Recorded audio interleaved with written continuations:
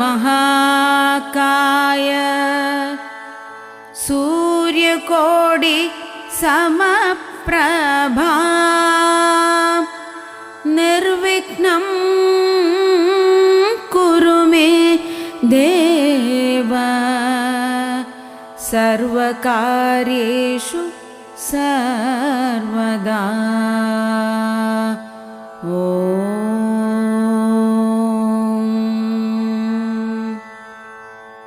നമസ്കാരം.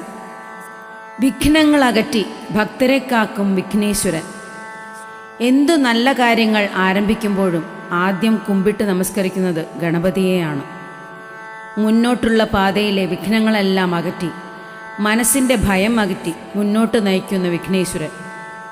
വേദത്തിൻ്റെയും ശാസ്ത്രത്തിൻ്റെയും അധിപനായ ഗണപതിയെ പൂജിച്ചാൽ വിദ്യയിൽ ഉയർച്ചയുണ്ടാകും.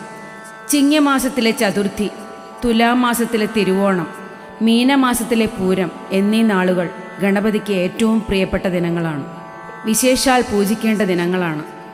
പൂരം ഗണപതി ദിനത്തിൽ, അതായത് മീനമാസത്തിലെ പൂരം നാളിൽ ഗണപതിയെ ബാലഗണപതിയായിട്ടാണ് പൂജിക്കുന്നത്. പുതിയതായി വിദ്യാഭ്യാസം ആരംഭിക്കുന്നവർക്കും ഇപ്പോൾ ഏതെങ്കിലും വിദ്യകൾ അഭ്യസിച്ചുകൊണ്ടിരിക്കുന്നവർക്കും പൂരം ഗണപതി നാൾ വളരെ ശുഭകരമായ ദിനമാണ്. സർവ്വവിഘ്നങ്ങൾക്കുമുള്ള പരിഹാരമായി പൂരം ഗണപതിയെ ഭജിച്ചാൽ വിജയം ഉറപ്പാണ്. ഗണപതിയുടെ ശക്തിയെ ഉണർത്തി അത് അനുഗ്രഹമാക്കി നമ്മളിലേക്ക് പകരുവാനുള്ള കഴിവ് കറുകയ്ക്കുണ്ട്. അങ്ങനെ ഒരുപാട് മഹനീയ ഗുണങ്ങൾ നിറഞ്ഞതാണ് കറുക. ഗണേശൻ്റെ കാൽ തുടങ്ങി കഴുത്തറ്റം വരെ കറുകമാല കൊണ്ട് പൊതിയുന്നത് രോഗശാന്തിക്കും പ്രവൃത്തികളിൽ വിജയത്തിനും ഗുണം ചെയ്യുന്നു. പൂരം ഗണപതി നാളിൽ ബാലഗണപതിക്ക് ഒറ്റയപ്പ നേദ്യമാണ് ഏറ്റവും പ്രധാനം. ഗണപതി ഹോമം പോലെ തന്നെ പ്രാധാന്യമർഹിക്കുന്ന ഒരു വഴിപാടാണ് ഒറ്റയപ്പ നേദ്യം. കാര്യതടസ്സ നിവാരണത്തിനും വിഘ്ന നിവാരണത്തിനും ദേവപ്രീതിക്കും ഒറ്റയപ്പ നേദ്യം വളരെ പ്രധാനമാണ്. ഗണപതിക്ക് മുക്കൂറ്റി കൊണ്ട് പുഷ്പാഞ്ജലി നടത്തുന്നത് ഏറെ സൗഭാഗ്യദായകമാണ്. 108 മുക്കൂറ്റികൾ കൊണ്ട് ക്ഷിപ്ര ഗണപതി മന്ത്രം ചൊല്ലി 108 തവണ ഗണപതി ഭഗവാന് അർച്ചന നടത്തുന്നതാണ് മുക്കൂറ്റി പുഷ്പാഞ്ജലി. ശരിയായ വിധിപ്രകാരം മുക്കൂറ്റി പുഷ്പാഞ്ജലി ചെയ്താൽ കാര്യതടസ്സം, വിദ്യാതടസ്സം, വിവാഹ തടസ്സം, തൊഴിൽ തടസ്സം, ധനതടസ്സം എന്നിവയെല്ലാം നീങ്ങി സർവ്വ സൗഭാഗ്യങ്ങളും ഉണ്ടാകും. പക്ക പിറന്നാൾ തോറും മുക്കൂറ്റി പുഷ്പാഞ്ജലി നടത്തിയാൽ സർവഗ്രഹ ദോഷശാന്തിയും ഐശ്വര്യവുമാണ് ഫലം.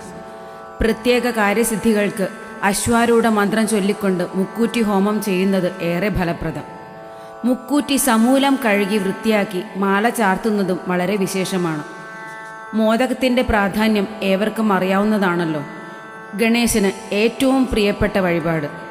എന്നാൽ പൂരം ഗണപതി നാളിൽ കറുകമാല, മുക്കൂറ്റി പുഷ്പാഞ്ജലി, ഒറ്റയപ്പം എന്നിവയാണ് ഏറെ വിശേഷം. അന്നേ ദിവസം സ്ത്രീകൾ ഗൃഹത്തിൽ ഗണപതി ഹോമം ചെയ്യുന്നത് ഏറെ ഐശ്വര്യപ്രദം. ഗൃഹത്തിൽ ചെറിയ രീതിയിൽ ഗണപതി ഹോമം ചെയ്യുന്നതിൻ്റെ വീഡിയോ നമ്മുടെ ചാനലിലുണ്ട്. അതിൻ്റെ ലിങ്ക് ഡിസ്ക്രിപ്ഷൻ ബോക്സിൽ കൊടുത്തിട്ടുണ്ട്.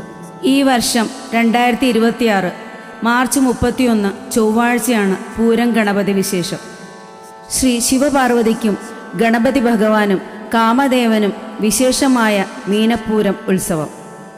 നല്ല വിവാഹബന്ധം ലഭിക്കുവാനും ദാമ്പത്യബന്ധം ദൃഢമാവാനും സ്നേഹത്തോടെ നിലനിർത്തുവാനും കാമദേവൻ്റെ ഉത്സവം കൂടിയായ മീനപ്പൂരം നാളിൽ വ്രതമെടുത്ത് ശ്രീ പാർവതിയെ പൂജിക്കുന്നത് വളരെ നല്ലതാകുന്നു. ശിവന്റെ തൃക്കണ്ണിൽ നിന്നുമുള്ള അഗ്നിക്കിരയായ കാമദേവന് പുനർജന്മം ലഭിച്ച് ശ്രീ പാർവതി ദേവി ശിവഭഗവാനോട് അഭ്യർത്ഥിച്ചതിനാലാണ്. മീനപ്പൂരം നാൾ വ്രതമെടുത്ത് ശ്രീ പാർവതി ദേവിയെ പൂജിച്ചാൽ കാമദേവൻ്റെ അനുഗ്രഹം ലഭിക്കുകയും അങ്ങനെ ഇഷ്ടവിവാഹലബ്ധിയും ഊഷ്മളമായ ദീർഘമംഗല്യവും ലഭിക്കുന്നു. പൂരം ഗണപതി നാൾ ആചരിക്കുന്നത് പെൺകുട്ടികൾക്ക് നല്ല മംഗല്യഭാഗ്യം ഉണ്ടാവുന്നതിനും ദീർഘസുമംഗലികളായിരിക്കുന്നതിനും വിദ്യാർത്ഥികൾക്ക് അഥവാ സന്തതികൾക്ക് എല്ലാവിധ ഉയർച്ചയും ഐശ്വര്യവും ഉണ്ടാവുന്നതിനും ഏറെ ഫലപ്രദമാണ്. യഥാവിധി പൂരം ഗണപതി നാൾ ആചരിച്ച് എല്ലാവർക്കും എല്ലാ സൗഭാഗ്യങ്ങളും ഗണപതിയുടെ അനുഗ്രഹത്താൽ ഉണ്ടാവട്ടെ എന്ന് പ്രാർത്ഥിക്കുന്നു.